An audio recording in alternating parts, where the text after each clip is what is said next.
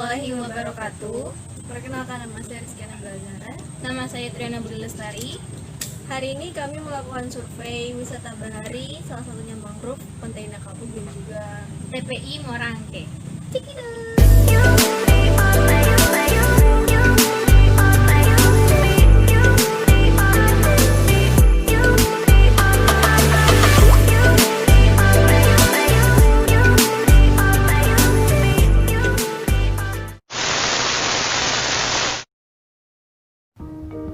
Sebagai sebuah kota metropolitan dan ibu kota negara, Jakarta telah dianggap menyediakan banyak peluang penghidupan atau mata pencaharian bagi masyarakat di Indonesia.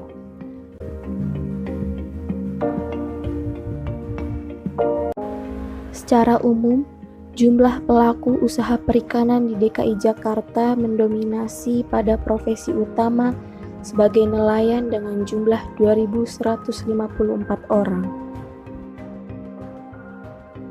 Permasalahan utama yang dihadapi nelayan pada daerah tersebut adalah berkurangnya sumber daya perikanan yang disebabkan oleh pencemaran logam berat, serta adanya alih fungsi pesisir akibat reklamasi Teluk Jakarta yang telah menghilangkan sebagian besar lokasi penangkapan ikan.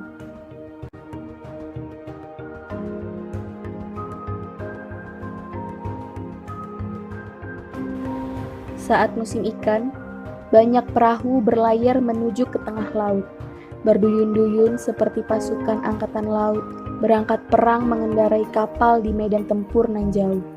Asap yang keluar dari cerobong-cerobong knalpot yang hitam, ibarat bendera berkibar ke angkasa. Tanda semangat menggebu para tentara angkatan laut bertempur di medan laga lautan.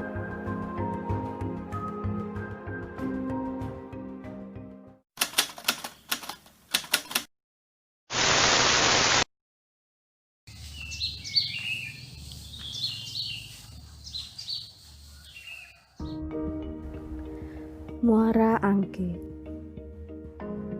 atau yang biasanya dikenal sebagai Kampung Nelayan. Wilayah ini berada pada pusat ibu kota Indonesia, yaitu terletak di Kelurahan Kapuk Muara, Kecamatan Penjaringan, Kotamadya, Jakarta Utara. Hampir seluruh masyarakat yang tinggal di Muara Angke menggantungkan hidupnya dari sektor perikanan, baik menjadi nelayan tradisional, anak buah kapal, maupun nelayan pemilik kapal.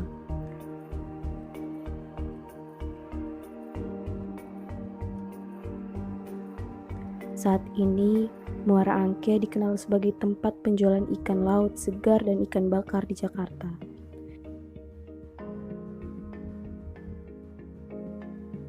Memang di sini terdapat fasilitas tempat pendaratan dan pelelangan ikan, dan juga pasar ikan.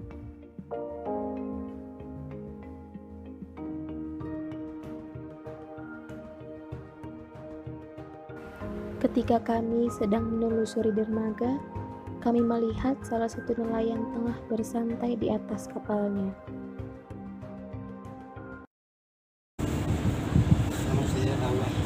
Rawang. Oh, Rawang, Bapak Rawang. Bapak sudah berapa lama bekerja sebagai nelayan, Pak? 20 tahun. 20 tahun, Pak. Oh, lama ya, Pak. Biasanya berapa jam, Pak, dalam sehari untuk menangkap ikan? Nggak tentu. Pak, resiko apa sih, Pak, yang biasanya Bapak hadapi ketika Bapak melaut gitu, Pak? Ya resikonya sama aja di darat. Hati-hati ya. Harus hati-hati. Biasanya hasil tangkapan apa sih, Pak, yang Bapak peroleh? Ikan apa gitu pada umumnya? Ikan apa itu? Tanjak, sekarang lagi musim tanjak. Musim ikan apa, Pak? Tanjak. Tanjen. Biasanya berapa banyak, Pak, jumlah hasil tangkapan Bapak dalam sehari melaut? Kadang itu kadang 2 ton. Oh, 2 ton. Itu kan Ya, apa sih? suaranya ya, Pak. kadang naikkan ang siang kalau kadang ada. Tapi malam aja berangkat semalam aja. Oh, semalam aja ya Pak. Nanti Bapak ada jadwal melaut lagi hari ini? Jadwal melaut lagi hari ini? Ada Pak? Oh, ntar sore. Sekitar jam berapa Pak? Sisa. Oh, habis isi. Bapak ini terakhir kalau boleh saya tahu, penghasilan yang Bapak peroleh itu biasanya berapa sih Pak dalam sehari? Nah, dari itu kadang 50. Kadang 50, kadang 70. Kan saat ini lagi musim penghujan nih Pak. Lagi mau musim penghujan itu biasanya ikan apa aja Pak yang Bapak tangkap itu? Ya ada itu sih. Baru itu karena kalau kelihatan ya cenderung kalau Kalau lagi musim kemarau Pak, nah, ya paling kayak gini aja. dari Bapak sendiri tahu nggak Pak? Sekarang tuh di pasaran harga ikan per kilo tuh berapa? Kalau Bapak jual nih? Nggak tahu itu sih. Orang lain itu nggak tahu apa jual apa. Kalau jual gitu. Jadi Bapak kalau habis nelayan ikannya kemana? Dikasih Bos. setor. Terus Bapak mendapat upah seperti itu. Iya. Ya sebenarnya seperti itu. Ini nggak tahu harga ikan sebenarnya. Itu urusannya bos sama apa itu. Yang tangga. Jadi Bapak hanya menangkap ikan saja. Mengalami penurunan tangkap ikan tuh pada saat apa gitu? Tangkapnya tuh lagi sepi pas saat-saat seperti apa gitu? Ya kadang sepi kadang naik. Bapak tuh paling lama ke sampai kemana tuh Pak? Paling jauh Deketan sini paling 1 jam 2 jam. 1 jam.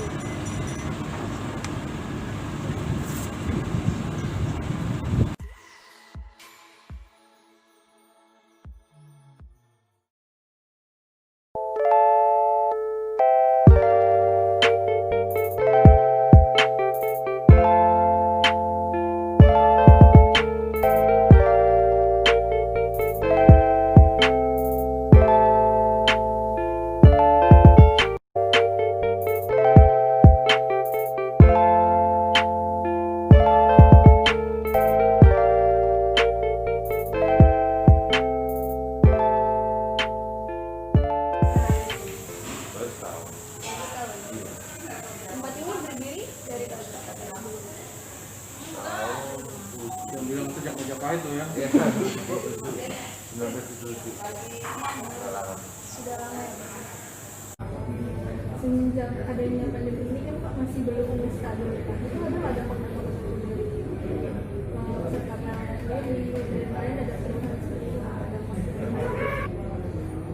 Dampaknya pasti ada ya. Dampak pasti ada akibat COVID ini. Pertama ya mungkin terkait dengan produksi. Produksi pasti berkurang. Kenapa produksi bisa berkurang? Produksi tangkapan terutama ya. Pertama karena mobilisasi nelayan juga kan mereka agak terganggu. Nelayan di sini rata-rata adalah RCTI. Oh, tahu nggak RCTI? Pernah dengar nggak?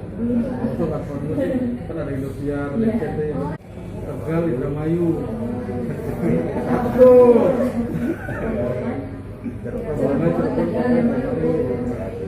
Pada saat COVID kemarin, apalagi waktu ramai-ramai kemarin, jawab segala macam, mereka kalau sudah pulang mungkin sulit. Akhirnya kapal nggak bisa berangkat kan, karena ABK-nya nggak ada. Pada saat kemarin lagi tinggi-tingginya kasus COVID, terutama di DKI Jakarta, itu yang melakukan kegiatan lockdown kan tidak cuma DKI kan, ada juga daerah-daerah juga mengikuti kan. Nah, itu mobilisasi ABK tetap sangat berpengaruh. Akhirnya kapal pun ada yang untuk mau berangkat juga sulit karena ABK-nya nggak ada. Yang sudah terlanjur pulang balik lagi sulit. Jadi mestinya dia sebulan itu bisa berangkat 2 kali misalnya kapal-kapal kecil ya. Karena ABK-nya pulang terus nggak bisa balik lagi. sebulan tadi yang bisa 2 kali cuma 1 kali. Misalnya, jadi dia rata-rata tinggal di sini, itu nggak berpengaruh. Kalau mereka berpengaruh terhadap nanti permasalahannya mungkin, karena pada saat COVID kan nggak usah ikan asin ya, katakanlah ikan segar aja dari pasar grosir kita itu rata-rata turun produksinya. Harga juga turun karena orang beli nggak ada, orang ke pasar takut, orang nggak ada yang datang, pengaruhnya ke harga malah rusak, akibatnya harga turun juga. Itu mengalami kerugian ya? Pasti. Sekitar berapa? Wah, kalau besarnya kita nggak ini ya, karena kita fungsinya yang pelayanan ya. Tapi kalau contohnya di pasar grosir itu sehari itu bisa sampai 200 ton kalau lagi rame. Kalau di rata-rata 1 kilonya itu kita pakai harga katakanlah berapa mas, 25.000 misalnya. Ikan rata-rata nih ya, ikan kan macam-macam ya, ada yang 40.000, ada yang 20.000, ada yang 10.000. Katakan 200 ton kali 20.000 itu pada saat normal. Pada saat COVID sekarang ini, terutama kemarin waktu lagi rame-ramenya, itu penurunan penjualan atau produksi itu antara mereka tertutup. Dari pemerintahnya sendiri untuk kayak misal kemarin lockdown itu lembaga ini nggak apa bisa nggak boleh melayani dulu punya. Oh, kita nggak bisa. Hanya kerja bukan kerja dengan pemerintah ya, bukan kerja dengan kita. Mereka ada istilahnya seperti kapal yang punya kapal. Paling kita hanya bisa memberikan himbauan untuk melakukan protokol kesehatan. Nah, itu kita juga karena kita bukan instansi kesehatan, kita memang mengawasi Pak Prianta ini. Beliau adalah salah satu petugas Satgas penanganan COVID. Jadi beliau ini punya kewenangan untuk melakukan pengawasan dan penindakan kalau terjadi pelanggaran. Kita paling hanya itu, kita datangin Mas Pak Prianta ini, datangin ngawasin di dermaga, di jalanan.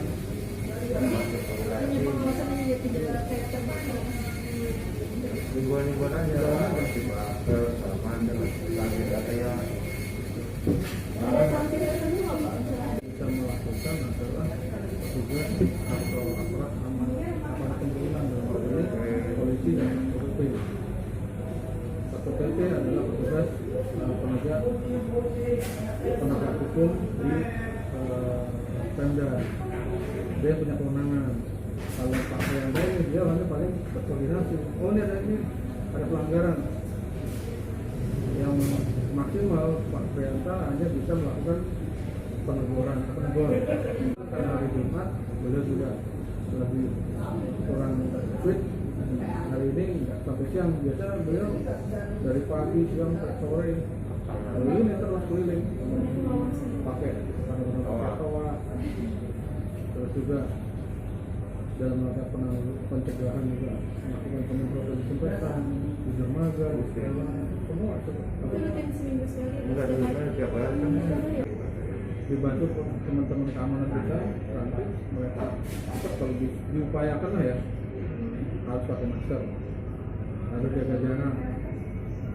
Itu udah SOP kita. Cuman untuk jaga jarak memang namanya lelang, kan mereka lelang langsung lihat barangnya.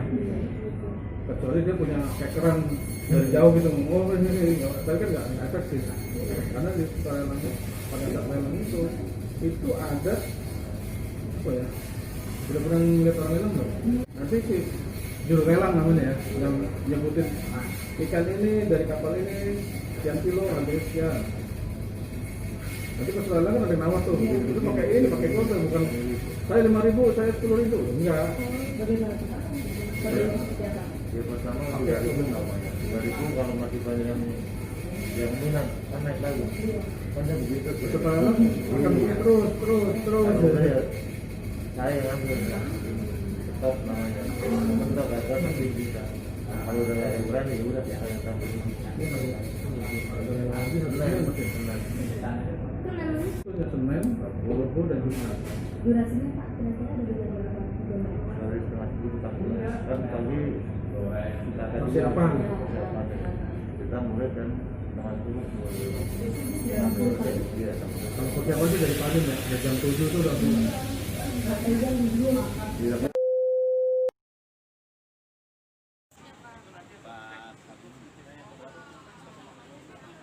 Berjualan di tempat ini sudah berapa lama Pak?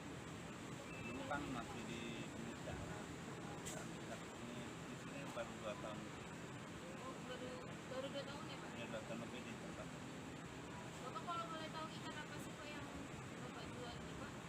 Ada kerapu, ada bawal hitam, ini bawal hitam, Oh itu Pak. ada tenggiri, Oh iya. ini ada bawal putih, kakap merah. Ini biasanya ikan yang di sini yang paling laris itu yang mana ya Pak? Kakap merah, kue, bawal hitam. Alasan Bapak untuk membuka usaha ini Pak? Di kuat. Bapak biasanya kalau kerja di sini sendiri atau dibantu sama orang sendiri Pak? Mengingat perkembangan zaman sekarang ya Pak, kan kita bisa internet juga nih Pak. Bapak Iya. mengembangkan usaha ini lewat internet juga Pak? Enggak, biasa-biasa aja. Harapan Bapak untuk kedepannya seperti apa? Ya, Terakhir nih Pak, kalau boleh tahu penghasilan Bapak dalam sebulan atau berkisar jadi nggak tentu nih. Kadang-kadang satu minggu berapa bulan, kadang-kadang lebih dan ada. Bapak makasih banyak atas wawancaranya.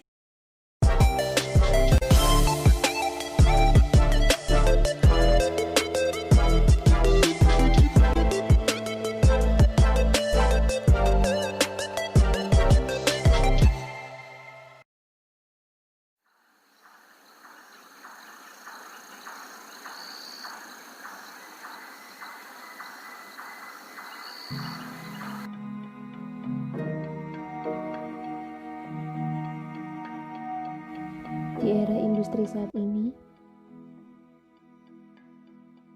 dunia terus tumbuh bersama dengan emisi karbon dioksida.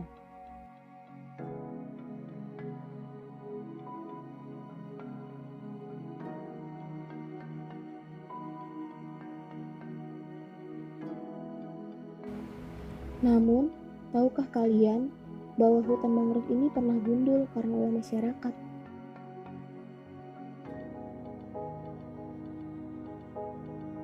Pada tahun 1997, masyarakat melakukan penebangan pohon secara besar-besaran untuk membuat tambak ikan. Alhasil, 95% hutan mangrove rusak total. Daerah tersebut menjadi gersang akibat hilangnya hutan.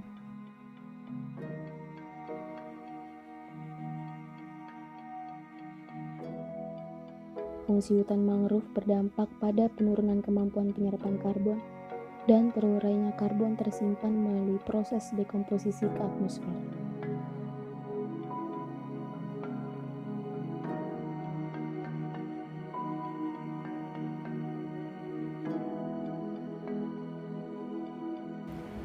Hutan mangrove sangat penting untuk kelangsungan hidup masyarakat. Mangrove dapat berfungsi sebagai pencegah abrasi pantai, penahan gelombang, dan menahan lumpur yang dapat menjadi habitat buta laut.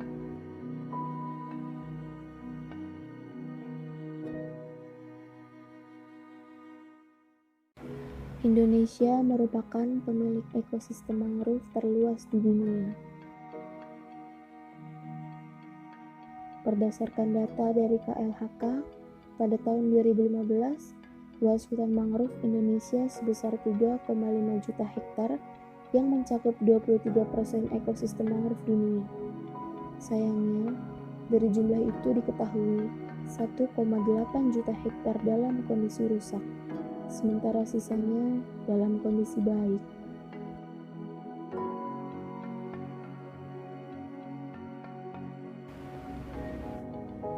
Hutan mangrove yang terdapat di Angke Kapuk, Jakarta Utara, bisa menjadi salah satu destinasi wisata untuk mengisi liburan. Tempat ini sangat cocok untuk menjadi pelarian sekadar mencari udara segar dan lingkungan yang asri. Indahnya panorama yang disuguhkan akan membuat rileks dan damai. Bagi pengunjung yang ingin merasakan sensasi bermalam di hutan mangrove ini juga menyediakan penginapan.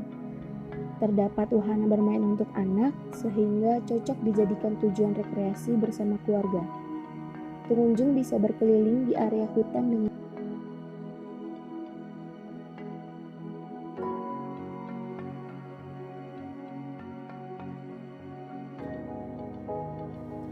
kemudian ada camping house unik. Di menara terdapat rumah-rumah mungil. Rumah tersebut adalah penginapan yang telah disediakan dari pihak pengelola penginapan hutan mangrove Pantai Indah Kapuk. Selain itu, pengunjung juga dapat menyusuri hutan bakau dengan menyewa perahu di hutan mangrove. Di sana terdapat setidaknya 2 jenis perahu, yaitu perahu bot yang dikemudikan petugas atau menaiki perahu yang dapat dikendalikan sendiri.